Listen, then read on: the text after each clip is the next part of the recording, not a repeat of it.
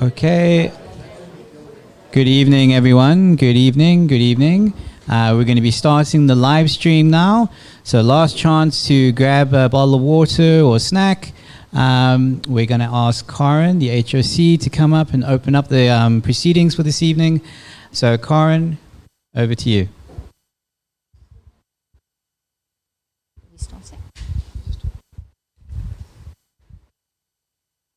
Good evening, everybody. It's wonderful for you to be here. We really are excited. Thank you, Sandra. Thank you, Jevron.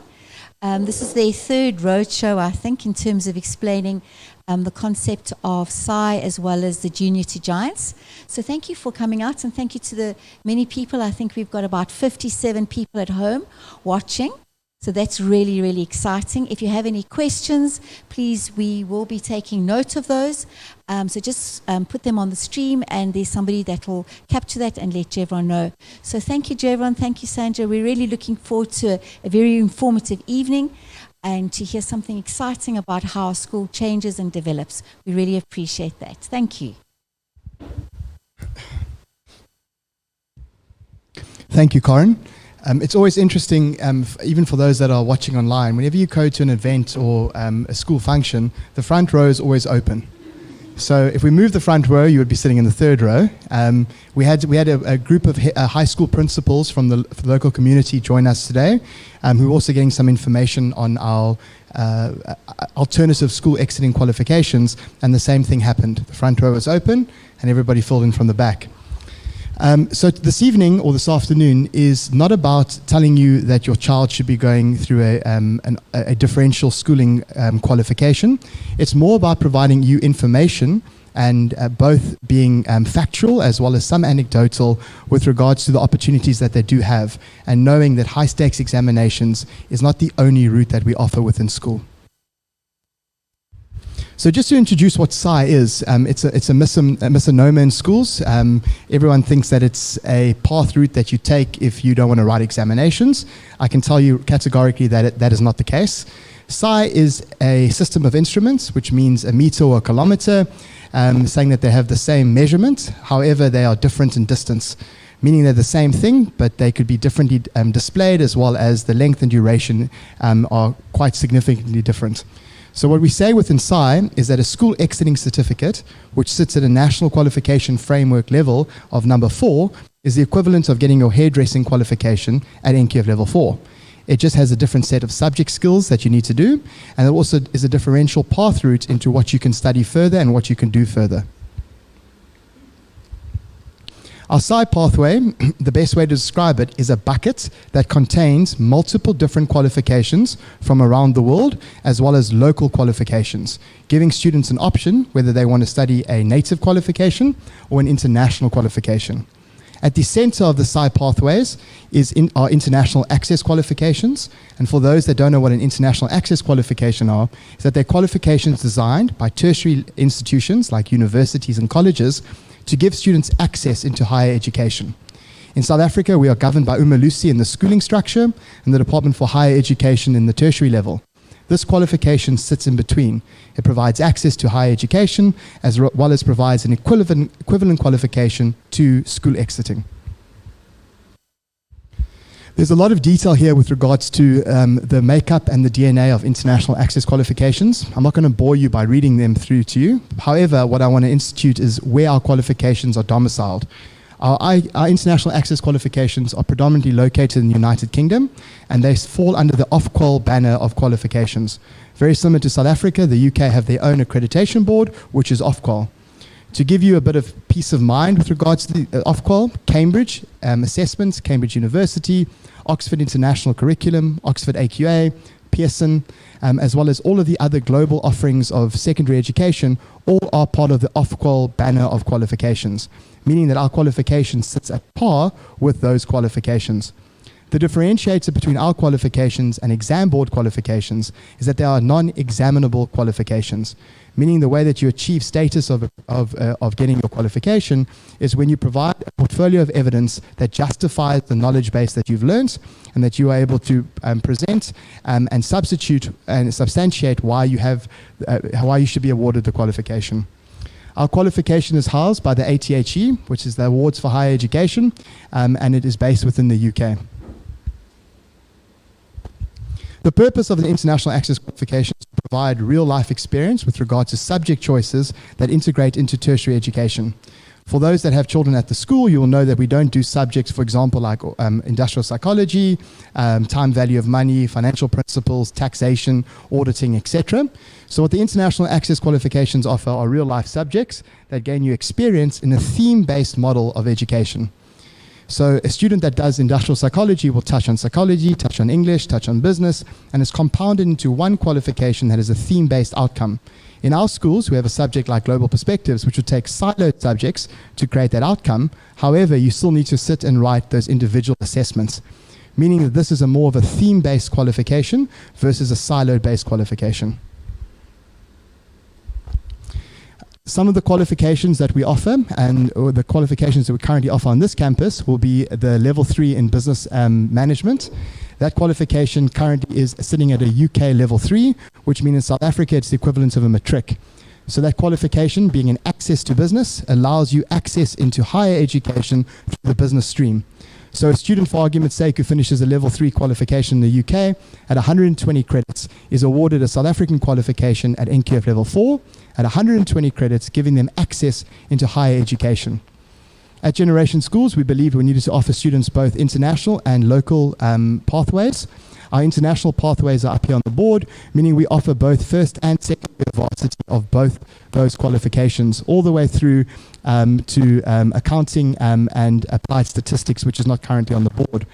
Your third year, because we're not registered in the UK as a university, is done through a top-up through the UK university. It can be done through distance base here in South Africa, or it is done on campus in the UK at a choice of 146 different universities throughout Europe, UK, America, and Australia.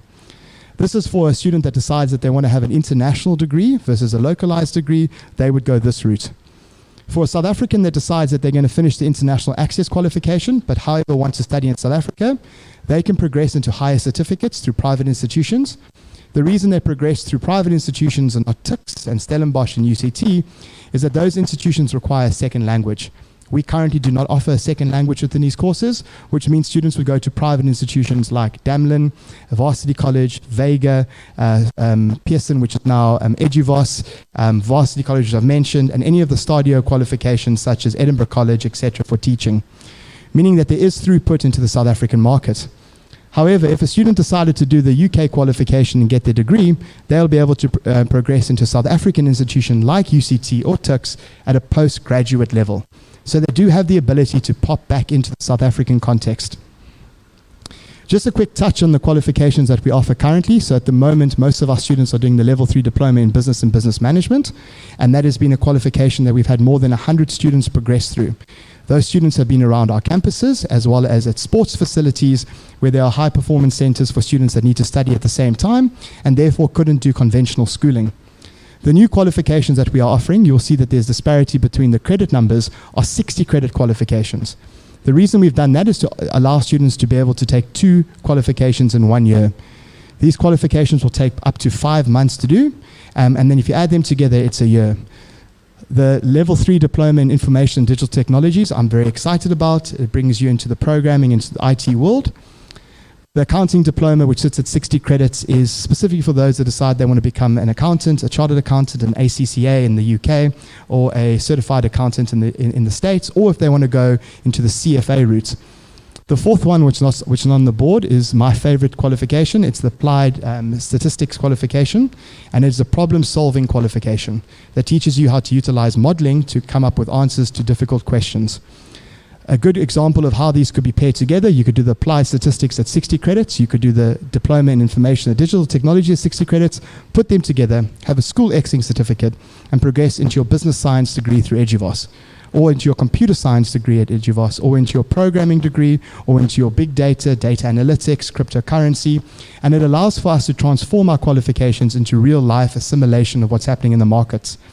Our Junior to Giant program has we have a good stronghold of students that are interested in cryptocurrency.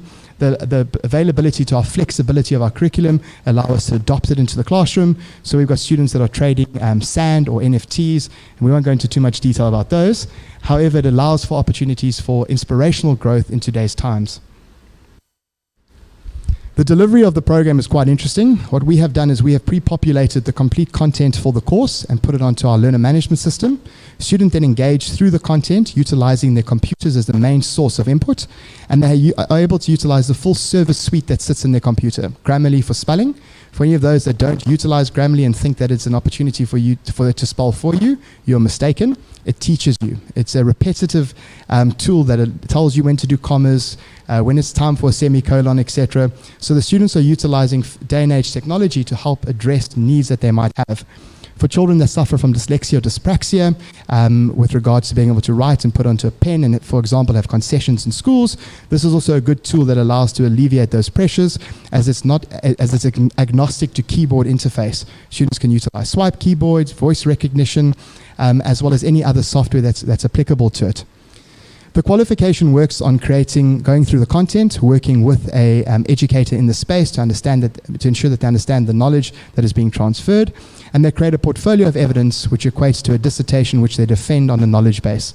I'm happy to share information on what those look like at the end, as well as I have a current student who has gone through that qualification and is in their second year of their BCom in economics at a university just down the road. The second qualification that we offer is through ETA, the Exercise Training Academy, started over 20 years ago at the Sandown Institute by Dr. Steve Harris, who was the first individual in our country to get a PhD in mental toughness. I always say that because I think that's really cool. I don't really know what that means though. But he was a great lifesaver. He was the Springboks mental coach, helped them win the 1995 World Cup, and just an inspirational person. He's now a motivational speaker as well as the CEO of ETA. We are in the process of acquiring a stake in ETA as ETA is being rebranded from ETA College to ETA Varsity, and we have some interesting qualifications that are coming through ETA. We have a business science degree as well as its first B.Ed teaching degree. So why this is important is that students have two options when it comes to ETA. They can do a 28 credit qualification at NQF level 4. That qualification takes up to 5 months. 5 months. It's 3 months per week, 3 to 5 months. Once you've completed that qualification, it gives you access into your higher learning, which means you can do a higher certificate at NQF level 5. Once you've completed that, you can go into your degree program. So once again, a throughput with regards to learning. Our FET certificate, which starts next year, is a 162 credit qualification. It is a hybrid of tertiary learning as well as secondary education, where we have designed a maths and English syllabus that the students would, maths English or maths and second language syllabus that a student will be able to go through that will allow them access into higher learning. Why this is all important is it changes the time continuum for learning. We have students that have completed the course at 15 years old and then promoted into higher education. We've got students who finished the course at 18 years old, promoted into higher education, students that have finished at 16, 17, 18. So it no longer requires this time frame of when you are able to be assessed, which means that it's asynchronous learning. So the minute you finish something, you can start again. And because it's not exam-based, all the operational procedures of getting exams out across the planet, getting them back in, marking them, verifying them, that takes a lot of time, between 4 and 6 months, depending which exam board. So it removes that time as a constraint to the student where they're able to progress at their own time. You have students then that are able to promote into higher education and then are able to obtain their degrees at a quicker rate. However, it also introduces you into from secondary into tertiary learning at an earlier rate with regards to the knowledge base that's required at higher education learning. This is just some more information with regards to the ATHE accreditation. I think it's quite important to understand that the portfolio of evidence that the students are doing here in South Africa, that is where the accreditation will come from, is also the opportunity to create an RPL folder. So RPL stands for the recognition of prior learning, and that is what any university will look at if a student decides they want to go and join them, which means that it is not lost on the basis that it only gives them a qualification, but also gives them a portfolio of evidence that they can utilize at other institutions to get into those qualifications that they might have. We have had some students that have been able to sort of buck the norm and progress straight from their level 3 qualification into university. We have one student that's currently at Stellenbosch University university who was a professional footballer, who was able to utilize their course material through the recognition of prior learning. The student also played for the under 16 Bafana Bafana team, and therefore promoted with regards to the sporting excellence that they also had. The ATHE accreditation is where our current NQF level 4 sit with ETA. ETA is registered with the Department for Higher Education, which means that they offer and confer degrees. However, their secondary learning with regards to the NQF level 4 comes through the ATHE and is accredited through the institution for progression into higher learning. That is the current CETA that we use in South Africa. There are a lot more of these CETAs. However, it is quite onerous working with the CETAs. Therefore, we'll work with those that we understand, and we know that there are fundamental relationships that are already built. Just a bit of understanding with regards to the context of these qualifications. They are all SAQUID, which means they've gone through the South African Qualification Assurance Board, and they sit on our framework here. This framework dictates all qualifications that we have in South Africa. As previously mentioned, Umalusi manages up until NQF level 4, which is your schooling remit, secondary education, and then tertiary education is the Council for Higher Education. This NQF level 4 is where we are benchmarking our qualification at. And the reason we did it at that route is that in South Africa at the moment, you can either get a matric or you get a grade 9. Now, I'm not 100% sure of how you progress in education with a grade 9. However, if any student that could do a grade 9 could do an NQF level 4, it just allows for you to be at a higher level with regards to exiting of school. What we've also done with our qualifications is we've made them stackable. So what's important with a stackable qualification is every year you complete, you get a qualification. The biggest concern that I've got is that there's a massive dropout for students that go to university who complete maybe 2 years of their degree, and then they fail and they leave university with no qualification. I've often seen CVs with people saying, I've only got 5 more credits to do at university or 20 more credits to do, and then I'll have my degree. So how our qualifications work, if you do the International Access Qualification, you finish at NQF level 4, you do we have a diploma at level 5 that you would do, which equates to first year varsity. You will do a secondary diploma at level 6, which means if you drop out of these two places, you still have a qualification for every year of service that you've engaged in. Your final year, which is your degree, which we offer, that qualification comes from the UK, sits at an NQF level 7, and then you can go all the way up to further education, all the way through to your doctoral degree. Our International Access Qualifications also offer MBA programs for any parents that are interested in studying further. We have an 18-month MBA program which we could offer, and you obviously get family and friends discounts.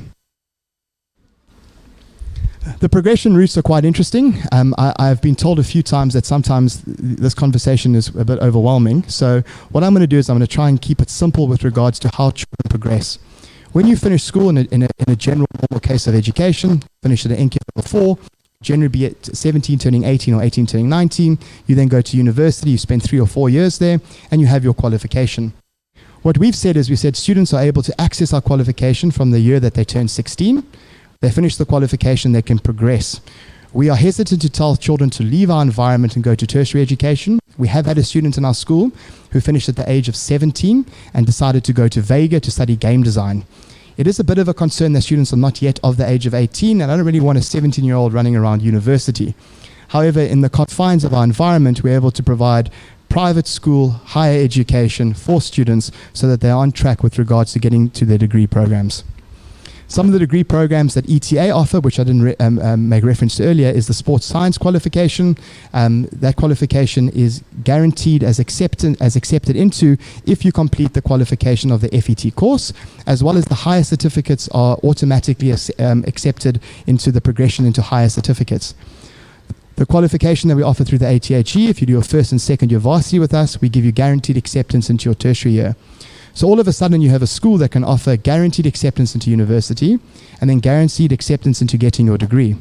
The qualifications that we've chosen are assessed from time to time with regards to tests. However, the difference between this qualification and any other exam board is that the rating and the pooling with regards to your results is not majority on your written formal assessment, which is your examination. It sits the other way around with your portfolio of evidence, where the weighting might be 20% for your written assessment and 80% for the portfolio of evidence that you display. This is an example of a progression route. Student does level 3 diploma with us. I'm going to use best case scenario. They are 15 turning 16, 16 turning 17, they do their first year, which is a diploma. 17 turning 18, they do their second year of their varsity. 18 turning 19, they get a qualification from some of these universities. The universities that we have on offer, I can use Anglia Ruskin as a good university as I visited them. It's the only other university in Cambridge itself. It sits right opposite Cambridge University and is well known for its teaching qualifications as well as their management qualifications. By the time the student is in their third year, they also have the opportunity to obviously go study overseas, which means they can also work at the same time.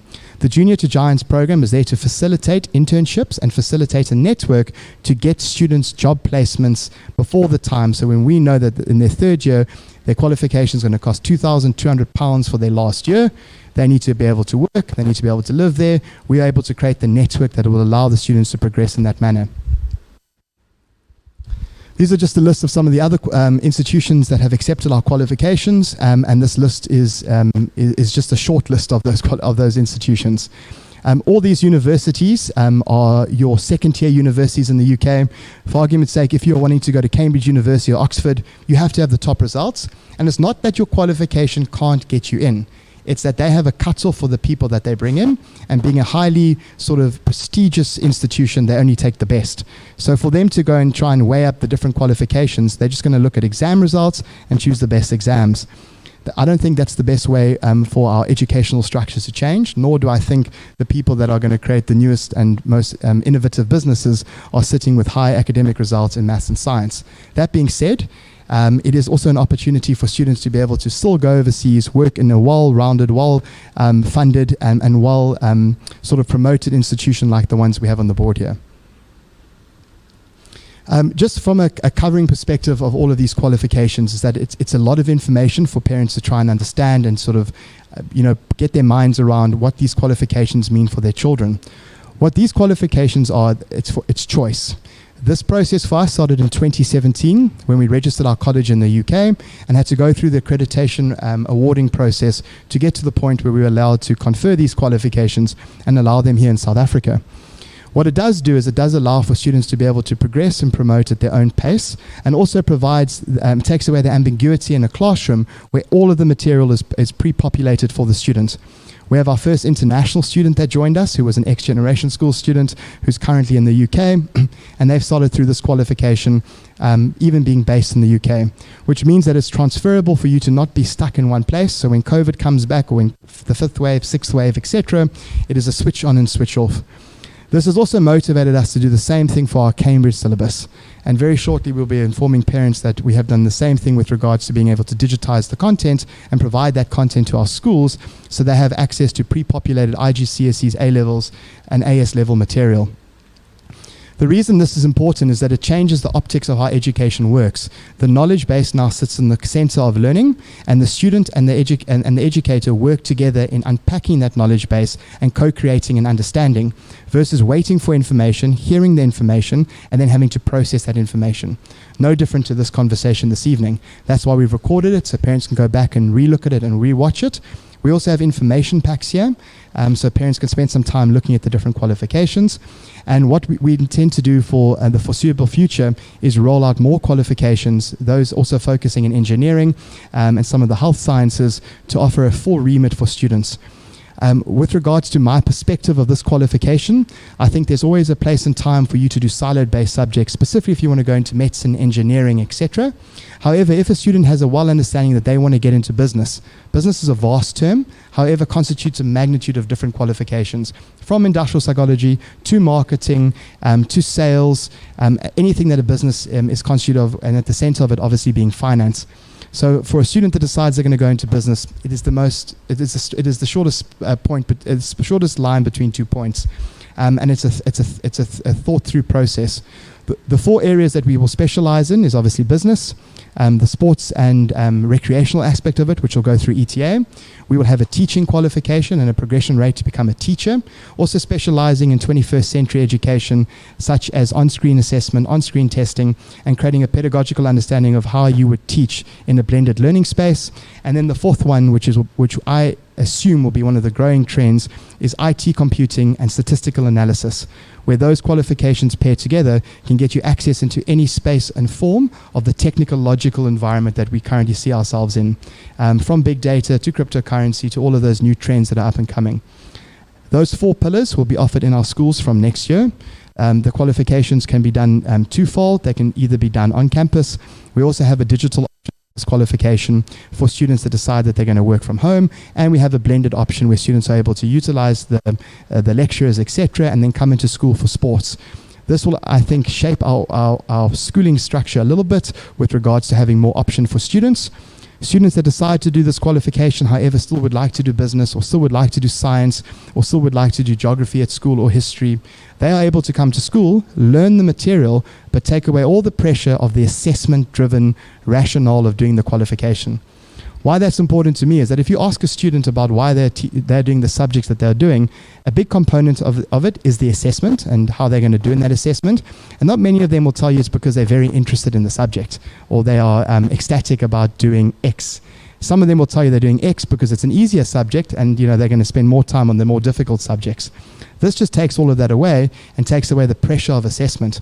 High stakes assessment is important. It provides us with consistency and discipline, and I think it has a definite place within any educational institution, and it is a path through that gives you guaranteed acceptance into your conventional forms of education, such as your universities in South Africa. There's also a blended approach, which will allow you to do both qualifications. Carl, who's one of our students here, he did AS Mathematics and AS English, as well as doing the SCI qualification. I have asked him a few times why he has done both qualifications, because it didn't make sense to me, and he said he just wanted to do it as a rite of passage for himself. So everybody has their own narrative, and everybody has their own reasoning for which qualification they'll take. But at the very least, what I've shared with you this evening would at least get you thinking with regards to what the purpose of education should be. I'm going to hand over to Sandra.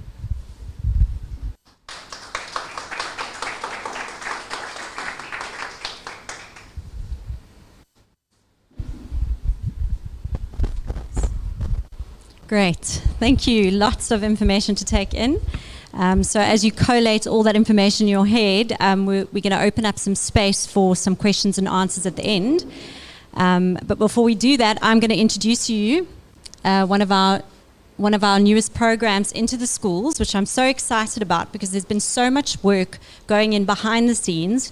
We have just taken through our first pilot group of 6 of our interns through our program. The program has already changed shape quite a bit from when we actually started to what we have launched into the schools. We've launched into 2 of our campuses, Sandown being our 3rd campus now, which would start in 2022. So I'm not too sure if some of you are following us on social media. You might have seen some of our videos about our interns and the exciting opportunities they've already been put forward to. Tonight, I just want to take you through a little bit of the framework, which I'm pretty confident that will start to shift and change as we fit it into each campus, just to give you a basic understanding of what the Junior to Giant program is. And then we can go from there, and I'm sure we might have some questions and answers into that. It's up? Yes. Okay, so just very basic. To understand what the Junior to Giant's mission is, it's quite simple. It's a program that bridges the theory of education with the reality of profession.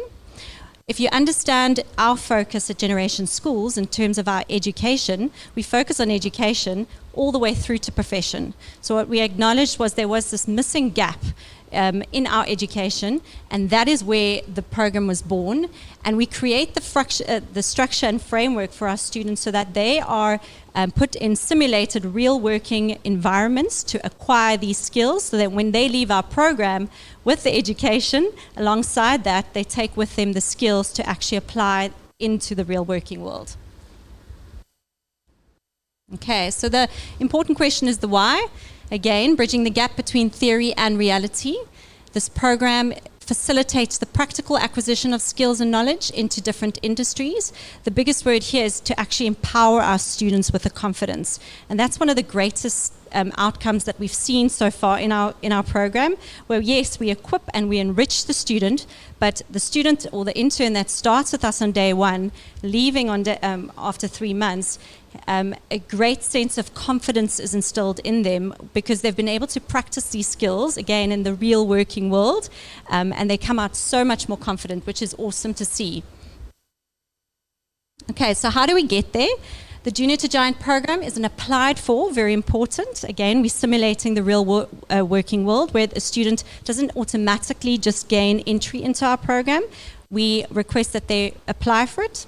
They come on an interview, and there is a process that goes to starting with us in the Junior to Giant program.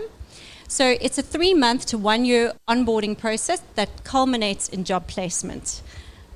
It's basically an on-the-job process that rounds off an educational journey into a real working world opportunity. The program, once again, creates framework to address the gaps, as I mentioned earlier, in education, that the students leave having had first-hand practical experience in different professions. So from schooling and tertiary education all the way to employment. And that's what our focus is. If we look at the process, what we do is we open this opportunity up to 16 years and older. We ask the students to apply for the program. When they are successful in their application, we put them through a vocational interest psychometric assessment, which also gives us a little bit of an understanding as to where they see themselves or where they're best suited into what professions that we focus on their internships. So we've got 2 parts to this. We've got a part that a student could continue their studies, and while they are studying at one of our campuses, they could submerge themselves into the program, and that looks a little bit more part-time. What that is a 3-month enrichment process that they would go through, weekly themes. They would be given a mentor. Again, there would be a weekly addressing the themes with their mentor, so there's an element of mentorship. We also ask that they submerge themselves into shift work into one of our entities, into our schools. For example, the pump track. So then they'll be taking those masterclass or themes they're learning along with their mentor and applying it practically into actually a working situation. For the students that are finished schooling and now wanting perhaps to take a gap year or go on to further their tertiary education, they could be planted with us in the Bridge. Again, I'm not too sure if you follow us on social media.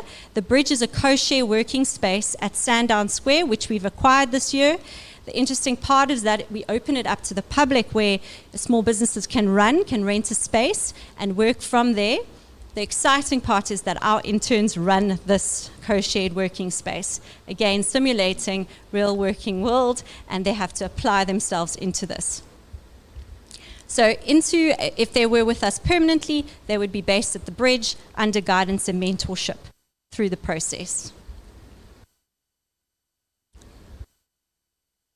Okay, this is a very big one for me. Again, such an awesome opportunity to gain all these skills, but we need to understand what have you required or acquired from our program. Student accountability is a big part of this.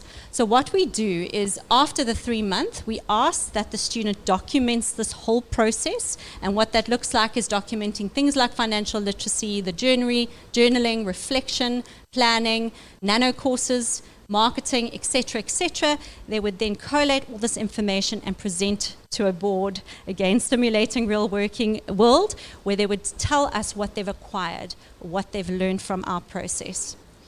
Okay, that normally takes part right at the end. We're going through this process right now where our students are presenting. Their graduation is on Monday. We are very excited to put them through that process. They've all been able to show us their portfolio of evidence that they've actually gone through and they have acquired these skills.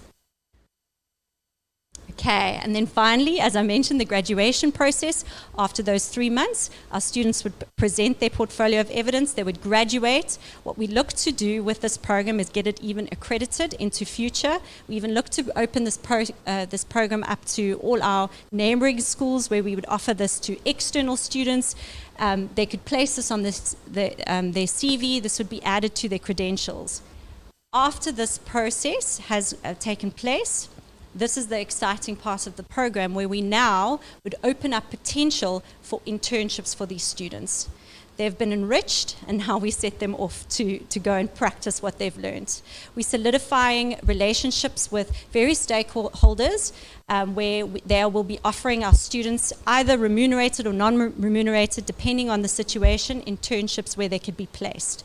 The hope, obviously, in job culmination from there. A little bit more of the structure. No, I've zoomed in. Okay, just to introduce to, I think it is important, to the team, very small. It's myself and Jeff and Marisa working very hard behind the scenes. Right? Nope. We're going up. And there. That's a beautiful size. Would we agree? There we go. We've actually just recently taken through our students, and one of our students, Carl, who is here, or interns, and no longer a junior, but a giant, is going to be trained into the role of senior mentor. Okay. Right, so the exciting part of this now, as we spread ourselves into the campuses, we've got at each campus a campus representative. Just some of the roles and responsibilities. They would be the designated person for our program. This campus has been designated with Carl, so he's going to take on those responsibilities in our campus. He's going to become the go-to person. The students would be under his mentorship at this campus, working very closely with myself and Marisa, and that would be replicated into every campus.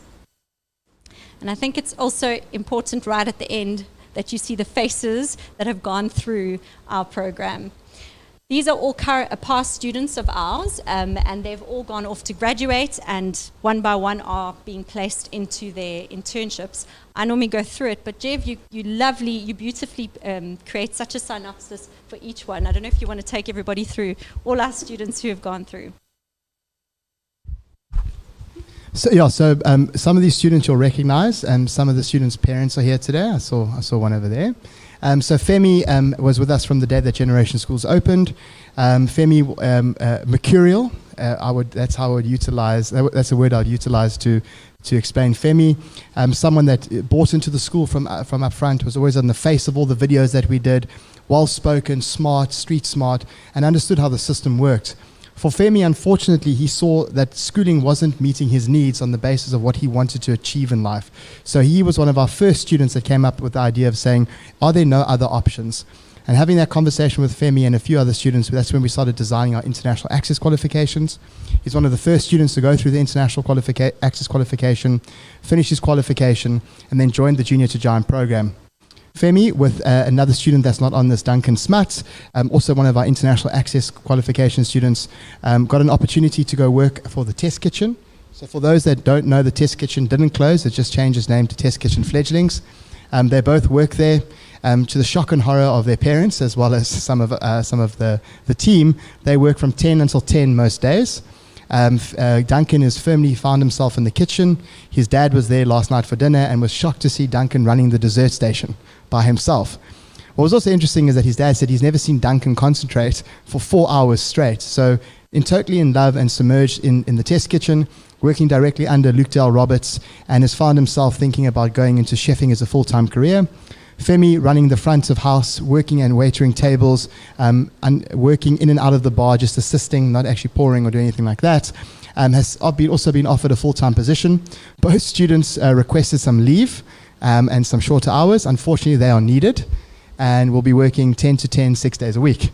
Those are obviously great success stories. Carl joined our Junior to Giants program from Hermanus, moved out to Cape Town, is the head of the bridge and works as the manager of the bridge, setting up the structures of Facebook marketing, putting in the operational point of sales, and managing the day-to-day integration of what's required from the people that inhabit the bridge. Thomas Vermark, one of our students as well, also has joined, has had multiple internships already, wanting to focus on property development, and is now considering an opportunity to work for Milton Estates, which is the property developer of this area, underneath one of the directors, as an opportunity where he'll put his CV forward. He's also put forward an interest to work abroad, so we're also looking at opportunities for him to maybe go overseas. Cody, one of our students from IMOF, an AS computer science student who finished last year, one of our first AS students in IMOF, who has a huge passion for the computers. He started a business at our IMOF campus called Gen Brew, which is a coffee shop, and has just recently signed an agreement to work for a well-known international computer developer and program developer that's based out of the States, where he is now full-time employed. Erin, who I always speak as having multiple skill sets, has done things from photography, running the coffee shop, and her and Pedro are on their way to Club Mykonos for 4 weeks. It's contentious because the parents have asked, can they come back? And I'm like, well, an internship's 4 weeks. Christmas can be moved to next year. Yasmin, just joking. Not really. No. It'll be good for her. There's a sky park she has to manage there. Yasmin, one of our youngest students to finished at the age of 15, has had lots of opportunities with regards to furthering her studies. She looked at fashion school, looked at opportunities maybe studying at SACAP or abroad. But one of the concerns that you will face is that maybe a student at the age of 16 doesn't quite know what they want to do, so she might go an internship for a little bit longer and figure out exactly what it is that she wants to do in the space and time, and then make a decision for higher education. I think the ability to be able to pause and to say I'm not ready is one of the growth lessons that this internship provides, as an opportunity to understand that when you actually go to work, it's not as glorious as you think it's going to be. There's lots of days where you might do minimal, there's lots of days where you do a lot, and some days you have to spend 4 weeks away from home. But over to you. Awesome. Thanks, Jeff.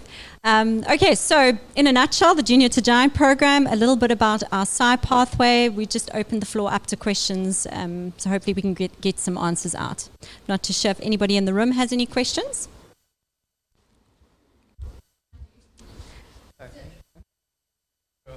Just get a mic. Thanks.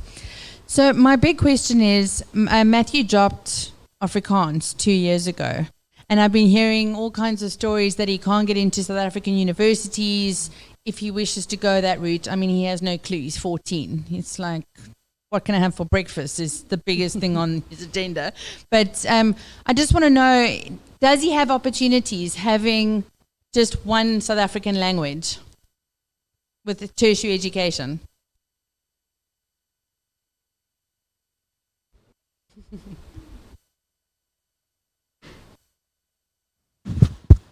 So I think it's a difficult question because he's 14, and in the next 4 years, lots is going to change. There are balls in motion to look at how universities have acceptance requirements for secondary languages, as well as secondary South African languages. From a private institution perspective, he would still be able to gain access, but it's predominantly if you go to a well-known institution, which is like UCT or Stellenbosch. For higher education, yes, he could definitely get in with other qualifications. However, times may change. Also, the IGCSE qualification that you can do, it is a 2-year program, and you could still be able to pick that up at the age of 16 if you wanted to, and it's not a sequential requirement, which means that if you did an International Access Qualification, you wouldn't require the second language. However, if you're looking at the Cambridge qualification framework, you'd have a conversation with the head of the school or the head of department, and they'll be able to map a path with regards to when he would write that assessment, so he still fits in the rules of what the institutions require if you do wish for him to go to your alma mater, being UCT, etc. So there are ways around it. We do have different exam seasons and exam sittings, so you have obviously your mid-year exam and last end-of-year exam, and just understanding the requirements with regards to the one sitting rule and looking how you package your subjects. But there are multiple ways around that, so I wouldn't be too concerned. Okay, my other question is, with the international universities, is it true that students have to be like AB students, like top-notch, even with the secondary universities? So the short answer is no, but it's a complicated question because it depends what you're studying. If you're studying actuarial science, yes. So if you're going into business, the nice thing about the universities in the UK as well as the US is that you can go to the US and you can get a college qualification in 2 years or 4 years. So if you go to community college and you do it in 2 years, that could be your exit point. If you want to get your 4th year, you do a further 2 years and you can get your conventional college qualification. In South Africa, we don't have those qualifications. In the UK, you can do GCSEs, and then you go off and you can study these accelerated learning courses that get you into university. We have had students that have completed the first year, second year of their work, gone into university and completed the degree. The difference here is that all of the material that they're doing is preparing them for that final year of assessment. So it is the same language base, it is the same assessment criteria, it's not generally high stakes examination, it's a hybrid of multiple qualifications. Carl's also a good example to chat to afterwards.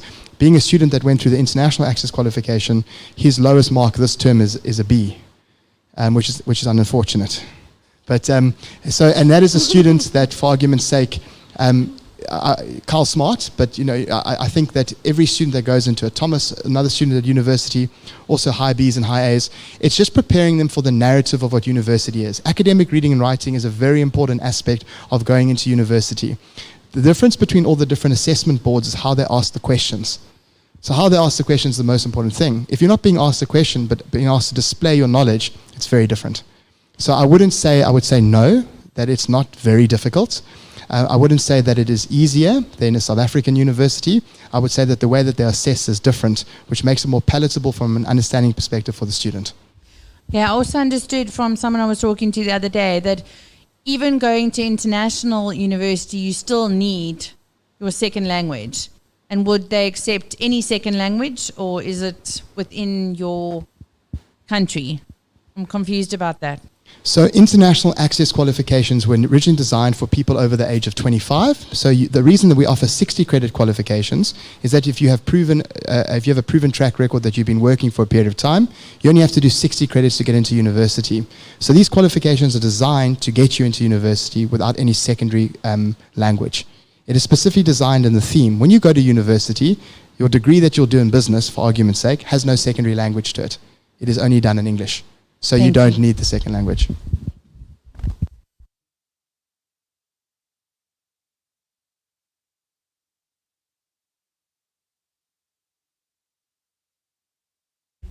Hi. You've got a lot of art students here. Is there any option, any pathway that might come up in the future that will cater to animation, graphic design, along those lines? Computerized, but she wants to do animation. So we're looking at animation school, SAE, Vega, all of those. And we don't know if there's any pathway that you're going to present that could take her that route. So currently we've had one student complete the course and go on to Vega to go do game design. From our perspective, the likelihood of us bringing design and art into the qualifications will be in 2 years' time. It won't be next year. It'll be the year after. And the reason for it is it's more specialized. And at the moment, the qualifications are available, but how you actually do that qualification is a very practical outcome with regards to versus understanding a knowledge content base. So the answer is yes, we are looking into it. I can't definitively say 2023 January will start, but it's something that we are working towards. And that'll be specifically around art and design. Yep. So there'll be digital design.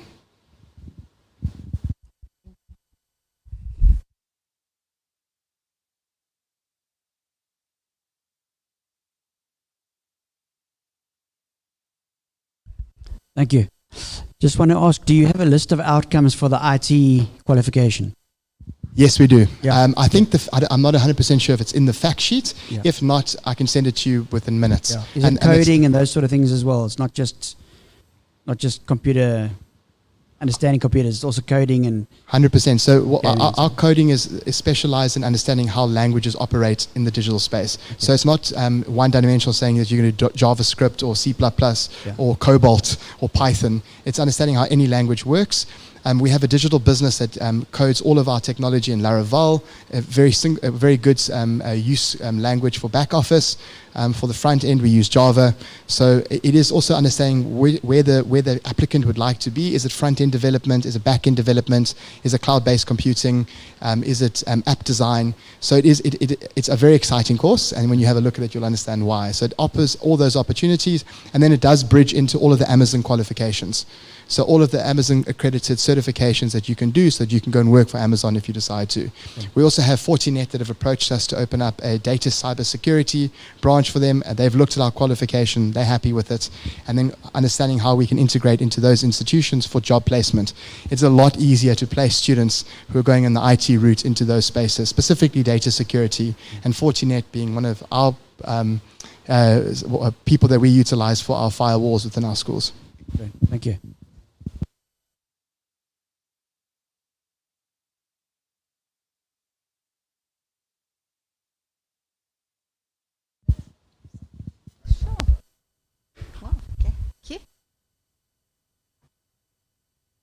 Well, thank you very much to Jevron and Sandra. I know that there might be lots of questions still going around and around in your head. Please send us an email. We've got the brochures over here for you to take. Of those people that are online and would like brochures, won't you just send us an email and we'll either provide it to you digitally or your child can fetch it from school. That will be awesome. So thank you again. We really appreciate you being with us. We would ask, please, would you help us eat some of these delicious snacks once the evening is over, and thank you for joining us. Sandra and Jevon are around, and if there's anybody else, Marissa's here in the front, Carl is here, please just pose those questions to us, and we'll try and get those answers to you. Thank you very much, and have a wonderful evening.